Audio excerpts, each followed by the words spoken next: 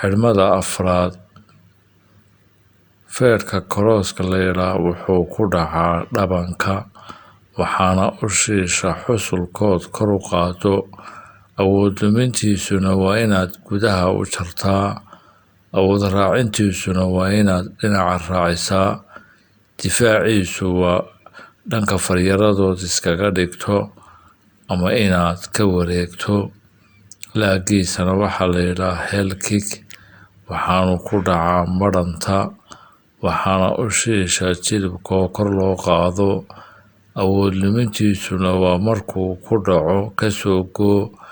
awood raacintiisuna waa lugtaad ku taagan tahay u yaro laab difaaciisu waa inaad lugta kor u qaadaa lagaaga dhufanayo